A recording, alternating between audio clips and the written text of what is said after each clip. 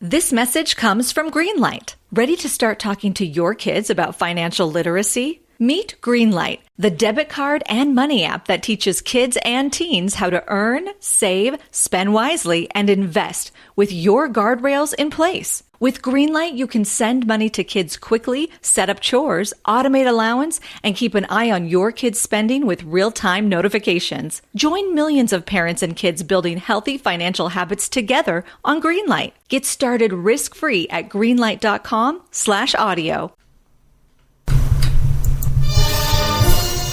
It's the Opperman Report.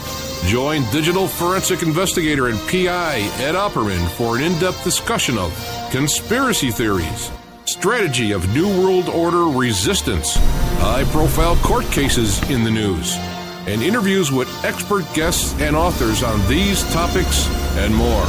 It's the Opperman Report. And now, here is investigator Ed Opperman.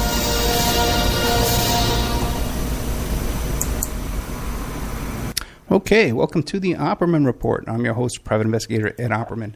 And we are here today with Sally Miller. You might remember Sally Miller. She was on the phone, on the show with us, oh boy, a couple of months back. And she's the author of the book, Beauty Queen, is it no good deed or no deed? Let no deed go unpunished. No unpublished. This is a crazy thing. Because, and now it's published, I want to correct. Everybody wants to say unpunished because that's the old saying. Yeah. But this is unpublished. Let no deed go unpublished. Okay, so we had Sally Miller on the show, and we did a nice 2-hour-long show, and she's going to give us an update. She told us the whole story about how she ran for mayor, and she walked the Great Wall of China, and also, too, about her relationship with the Clintons, with Bill Clinton, and with Roger Clinton, and Hillary Clinton, you may have heard of. Okay. Now, Sally, we made some pretty... That's kind of the unfinished symphony right now. Yeah, I know, yeah. Hey, now, we kind of made some big news on that show. We did. We covered a lot of territory. I think we even went abroad. Several people picked up on your show and made some comments. And did you know that you even get to Russia occasionally? I did not know that show made it to Russia. No, but I'm sure some of our other shows have made it to Russia. I mean, I just hope they make it back out of Russia. Yes. It's not getting in; it's getting out. Yeah, right. Now, as a matter of fact, I was driving in the car, and I was listening to this guy named Rush Limbaugh. And next thing I know, he's talking about Sally Miller, and he's talking about Hillary Clinton and her abortions and all this kind of stuff. And I says, oh, boy.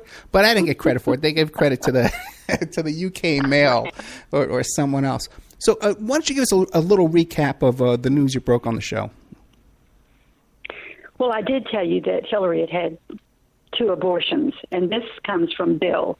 I never slept with Hillary. Right. And... but when I slept with Bill, and gosh, all your audience is going to say, that bad woman, she needs to wear Scarlet A and blah, blah, blah. I've long been forgiven for that, and I've finally forgiven myself. I made mistakes in the past, and I've learned from those mistakes. So don't think I'm still out there as a threat to everyone's husband. I don't pick up little boys off the school ground, because... Some writer in Arkansas said that I was 12 years older than Bill. No, that's quite an exaggeration. I am 7 years older than Bill. And I talked to you about what Bill would say. We chatted often. He liked to talk. I liked to ask questions. And he really enjoyed true confessions. He talked about his mother. I think you and I mentioned his mother. Yep. The fact he was a chubby boy and he was a late bloomer. He didn't lose his, I guess, can I be very open on your show? He didn't lose his virginity until he was almost 20. He didn't know much about women. So he is busy he was. He can't do much now, I'm sure, but he was very busy making up for lost time. And he found that women migrated to him. He had this little boy quality and they liked it. So he was the center of attention, which is certainly what he wasn't when he was in high school. I want to interrupt you for 1 second because I got to tell you, the response we had from that show was 100% favorable. No one made any kind of comment derogatory about you whatsoever. Everybody found you really credible and very likable, too. Well, thank you. Oh, yeah. But on Facebook, there's quite a few people, because I leave my Facebook page open. I don't have any secrets. I let people read what I post, and I let them say what they want to say. But occasionally, and it's always from a woman, they want to tell me what a bad girl I've been and how I'm not credible because I committed adultery. And I understand how people feel about that. But, in life, we meet a lot of obstacles on the highway, on our journey. And if we just stay right there spinning in one place, we never live. And if you say you're sorry and you really mean it and you don't keep repeating the same mistakes, it's time to move on. And it's time for other people to stop judging you. So true. Forgiveness is a great feeling, not only when you receive it, but when you give it. And it does seem that women are really unforgiving on that issue. They're very, they have vendettas, yeah. Oh, yeah. It's almost like more fun to hate another woman than to be nice to her and use her as a role model. If she's pretty or if she has a talent, she dresses well, use her as a role model. Don't beat up on her. Use her. So true. And be friends with her. Right, yeah, women are very competitive. And women, men won't get into a fight with another man because he's getting attention. You know what I mean? But women, if another woman's getting attention and they're not getting that attention, they will get into a fight over that. And it's just fascinating. You've been around a few women in your life, Ed. I can tell. Maybe more than I want. Let's put it that way. Yeah. Okay, but women would think that's a good thing. Now, if it were a woman that was saying that, they would say, "Oh, she's a slut." Yeah. Oh, what a slut. I've been called everything in the book, believe me. And the secret is just to keep going. Just, keep walking. Don't look back. Don't get in a fight because most of these women are bullies. And all they want is to tear you down. And they can't take the heat. If it happened to them, they couldn't take the heat. So I just keep moving on. And as I said, I've tried to learn from all my mistakes. But I've never been jealous of other women. It's just not in my makeup. Do you think some of these attacks are organized trolls from the Clinton camp? Oh, I'm sure. Yeah. I am sure.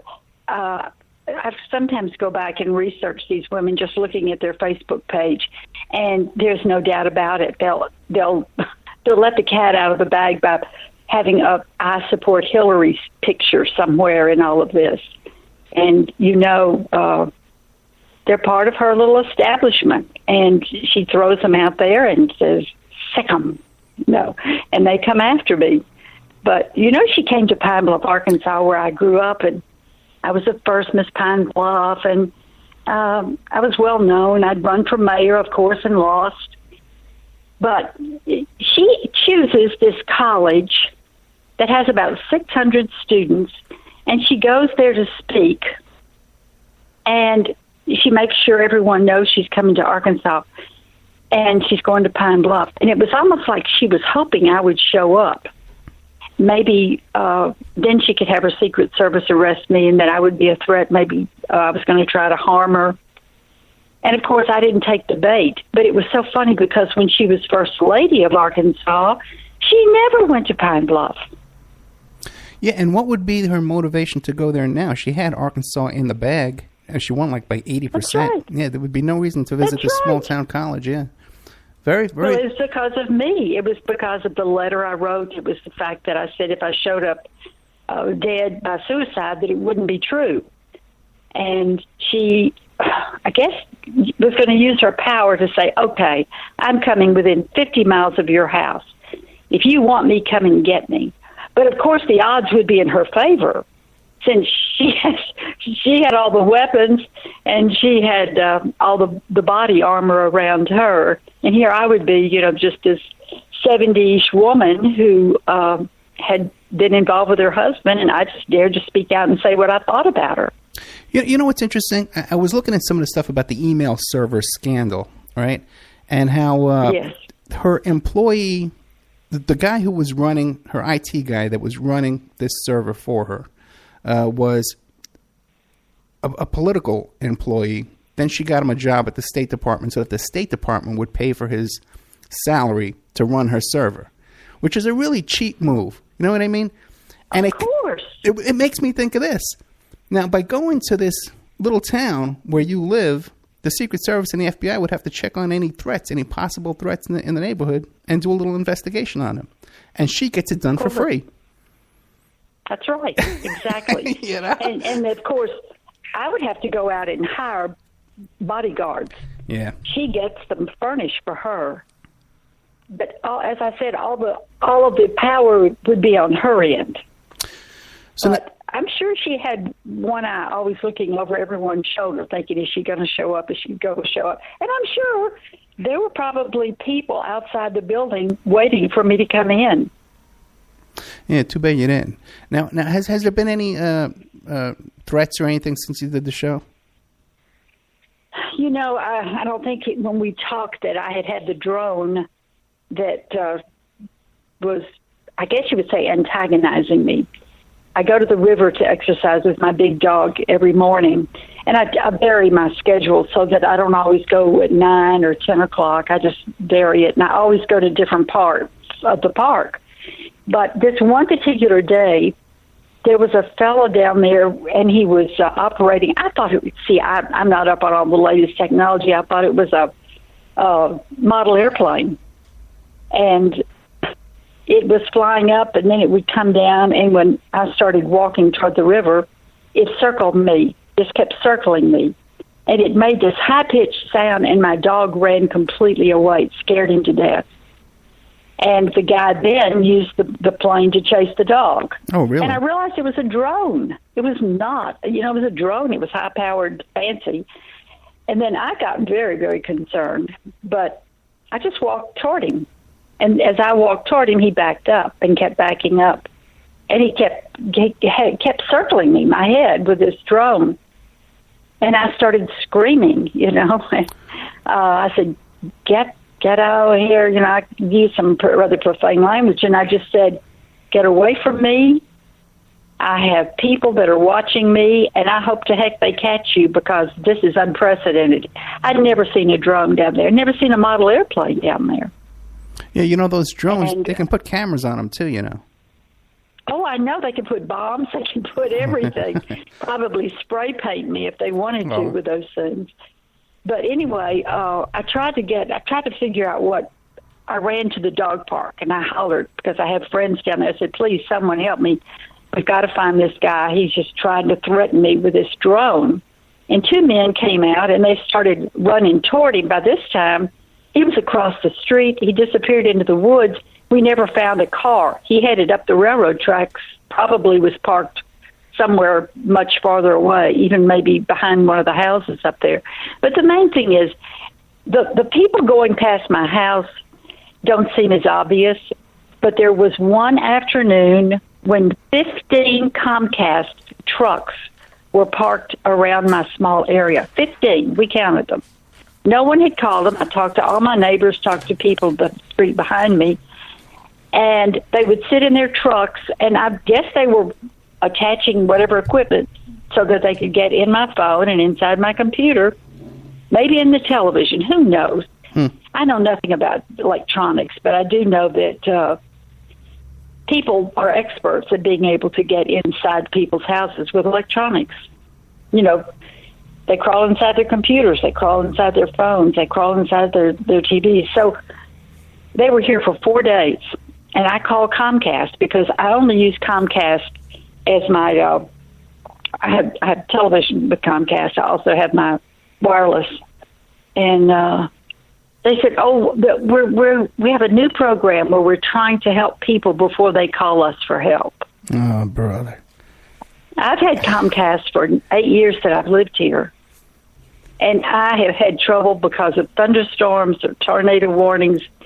And my service would go out for 2 or 3 or 4 days, and I would call them, and they'd say, we're sorry, you just have to stand in line like everybody else.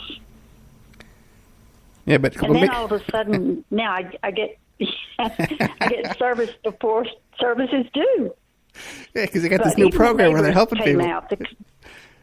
They can't come out and fix your equipment. The neighbors were concerned, and they all came to me saying, "What's up?" And I said, "It's not me. I don't know what's happened." And we found out little by little, and finally each of us would go up to the trucks and say, tap on the window and say, "Excuse me, what are you doing here?" And in three different times that it happened like this, for me, they just stumbled and stuttered around and said, "Well, we're just trying to give you better service, ma'am. We detected there might be a problem in your area." Mm. So your neighbors are pretty supportive of you, and they're tuned into what's going on. They keep an eye on you? Yes, but I didn't plan it that way. I just think word of mouth must have gotten out, and I have some very, very nice neighbors. We don't socialize. Some of them do, but not me. I'm trying to finish up a book. But I've never talked to them about it, but it seems the word is out. And several of them are on my Facebook page. They requested to be friends, and I guess they probably want to know what's going on. They want to watch, and they want to be aware. But I appreciate that. When the Russian television station came to interview me, I have a gay couple that lived 3 houses down, and they volunteered to come and be with me, just to stand by in case I needed it, because they both have license to carry. And I appreciated that. So who came down? Russia Today came down? Russia, from Russia came. It was the NTV out of Russia, out about Moscow. Okay. And they stayed here for, almost 8 hours. And they were the nicest, most polite people I have ever met. Remember how we were made to fear the Russians? Remember all the movies, the Russians are coming, and to Russia with love and all of that? Well, I think Vladimir is looking better and better every day. And just holding up better than Bill is. Bill seems to be falling apart.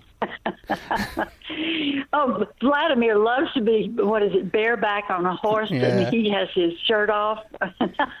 Everybody really loves it. I don't think Bill can compete with that. Do you? Yeah, Bill, there was a really odd picture of his hands the other day. They looked like they were really elongated. Did you notice anything odd about his hands? No, he had thin fingers. Yeah, thin fingers. He didn't have.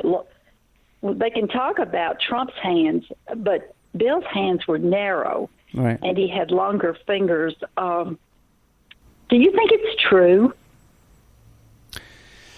You know what? They say that, that big hands, big feet. You know what that means, right? Big shoes and big gloves. I don't really think it means anything else. I don't know. Do you think it's true, Ed? Do you think there's any truth to that? I don't know, because, if you're a man, you go to the locker room and stuff like that, or the men's room, you try not to look. If you spend too much time looking around, you don't get invited back to these places. It sounds like I'm going to be able to go into the locker room and to the men's bathroom and everything else. That's going to be interesting. Of course, they can come into the bathroom with me and all my female friends, too. I'm not for that at all. What is the update on the book? I'm very excited. I allowed someone to come into my life. It was 2 people, right? And they both had credentials, and it looked like the book was just a few weeks from going to a publisher. And then they had more excuses, and then their literary agent, whom I never met, had more excuses. And it was just delay, and here I was pounding on the keys trying to finish. And the one partner, the guy, said, send me some information. Send me as much of the book as you can. And I think I need to kind of focus on the Clinton part of it. Maybe we'll rearrange the book. And I said, no, you don't touch the book. And then he would send me what he thought it should say as far as the Clintons, as far as an intro. And then he would say, start the book with the Clintons. Don't put them in the middle. And I didn't need any advice. I needed a publisher. So long story short, they wasted about 2.5 months of my time. And they took about half of my Facebook friends. They would send requests to my friends. I never knew exactly what they hoped to gain from all of this, except to delay my progress and to make me promises. It would be like, tomorrow we're going to hear from the publisher. He's promised us that at 3 o'clock we'll have an answer, and they're going to give you an advance if they decide to be your publisher. And they kept dangling me with advances and all of these things. And then it faded into nothing. And I knew I had to cut my losses and run. But now I have a publisher he wants to remain anonymous. He's an older part of I guess there's a trio of people in his business, and they all want to remain anonymous. And he's going to get it get up and running as soon as I get him the rest of the manuscript, which is due by next Tuesday. And when he gets it, he says it'll take me about 3.5 weeks before I can have you a finished product. Now, that's stepping it up. He knows that I was in this delayed situation, and he knows that time is of the essence. And can you believe, Ed, that I have some friends that stepped forward and said, we realize that you've used all your time and money working toward this book. Now then, we're going to help you. We're going to help publish the book. Well, that's great. And it'll be up available before the California primary then, I hope. When is the California primary? It's like June. Oh, yes. It's got to be before then. Yeah. June. I think it's June 7th. So. Do you know how many requests I receive from men who are engineers wanting to be a Facebook friend, and yet they never want to go on Facebook? They want to send me private messages with photos of their body parts. Yeah, I saw you complaining about that. Now, first of all, that was a picture of my toe, okay? All right. Well, I really didn't make it personal. I hope you know that, Ed. I tried not to make it personal. But you're not from California, right? No, I am not. I'm originally from New York, and now I live in Nevada. Okay. So you're not going to be the guilty one. There were 5, I promise you, and they were all engineers, and they were all from California, and they were all under 40, and they were all good-looking. And if I do say so myself, they probably wanted to compete with Anthony Weiner. Okay. I actually had a little... It's just so sad. You know, don't these people have lives? Don't they? Are they so narcissistic that all they can think about is sharing themselves? It does seem that way, yeah. And let me ask a couple of questions, though, about some of the rumors going around lately. Like, there's one rumor about Hillary being a really heavy drinker. Have you heard anything about that? I haven't heard about her being a drinker, but, you know, back when I knew Bill and we were doing our little pillow talk, he said that the only time that she wanted to be warm and friendly, and he said just very brief moments, was when she was doing coke. Right. And I said, my God, because women back in the 80s, I'd never even, until I saw Bill doing coke, I never had seen anyone do it, and I certainly wouldn't have imagined a mother or a woman would have done it. You know, I smoked one time.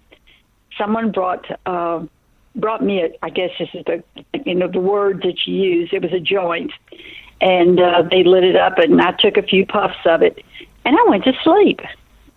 And I don't know why you would want to sleep when you're having a good time. I was having a good time, you know, having fun at a party, and then all of a sudden I took a few puffs off of this joint, and I went to sleep. Yeah. I said, excuse me, I have to go to bed and go to sleep. So it doesn't do anything for me, and I don't need that extra high. But apparently she was always kind of sluggish. You know, my daughter, my youngest daughter, dated a lawyer in the Rose Law Firm who was kind of Hillary's footboy. She didn't like to work. She wanted to tell everyone else how to do her work. And she was on the board of Walmart, and she was doing all these other things. She was promoting Hillary. So she didn't want to sit behind a desk at the Rose Law Firm and work.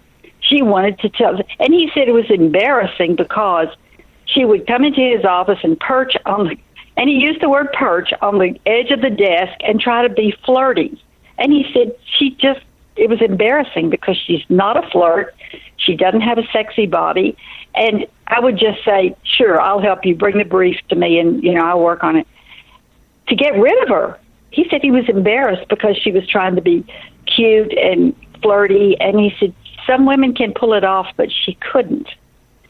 And I think really the real Hillary is the one who doesn't like sex, who doesn't like men, who doesn't enjoy taking orders or working with other people. She's got to be the boss. She has to be the show.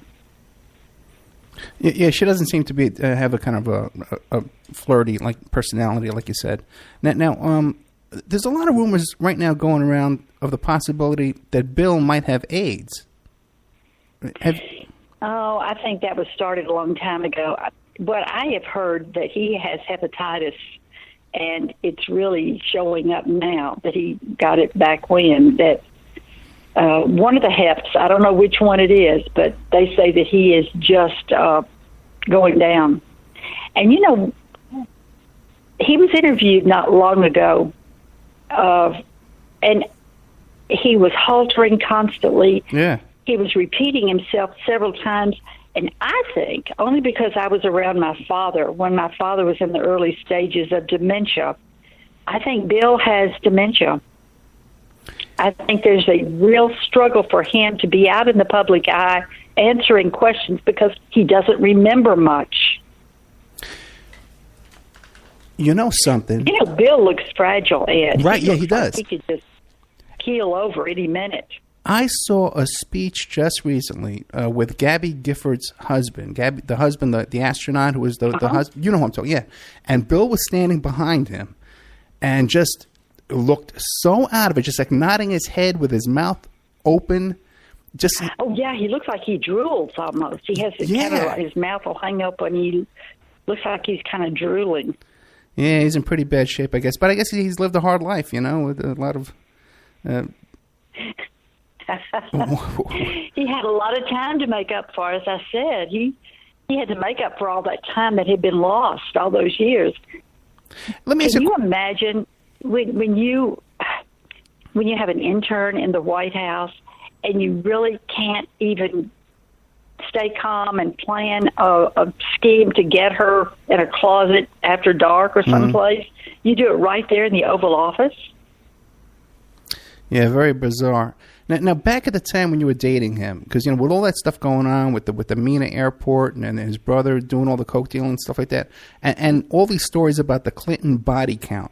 Now, did you ever get any kind of indications about that Clinton was a dangerous guy with a really bad temper that would off you if you gave him a hard time?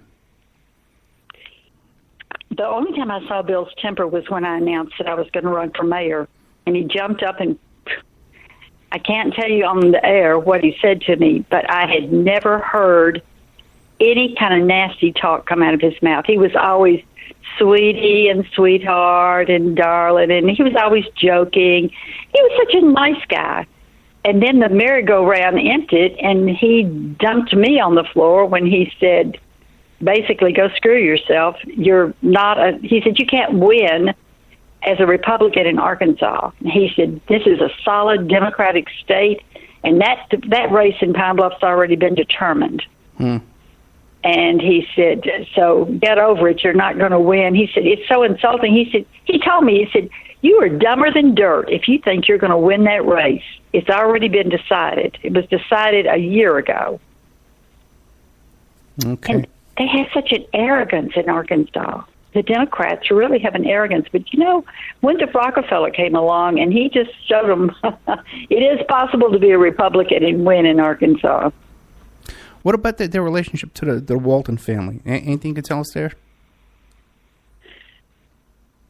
Say that again. I didn't hear you. The Walton family, the Walmart fortune and the Walton family. Do you know anything about the relationship with them besides being on the board of Walmart?